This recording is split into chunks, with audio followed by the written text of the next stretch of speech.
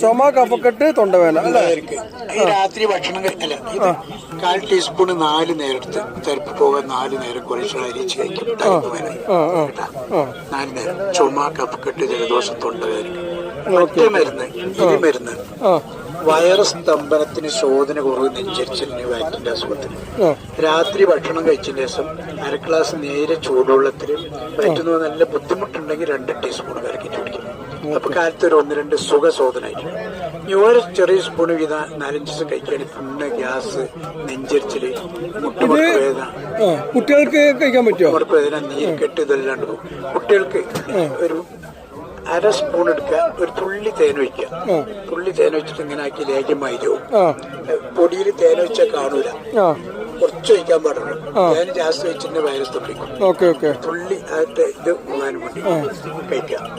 തിന്ന് വേഗമായി രോഗം തിന്നാൻ കൊടുത്താൽ ലേശം വെള്ളം തരും മേലെ കൊടുത്താൽ. വയസ്സുള്ള ആൾക്കാർക്ക് ചൂടെടുത്ത് കലക്കിട്ട് ലേറ്റ് കട്ടൻ ചായ അപ്പോ എല്ലാവർക്കും നല്ലതാണല്ലേ നിത്യശോധനക്ക് എല്ലാവർക്കും കഴിക്കും. ഇതാണ് ഈ ചുമക്കല്ല. അപ്പൊ ഇതൊക്കെയാണ് ഇതിന്റെ കാര്യങ്ങൾ. പിന്നെ നിങ്ങൾ ഈ ഇതില് കംപ്ലീറ്റ് കാര്യങ്ങൾ എഴുതിയിട്ടില്ല?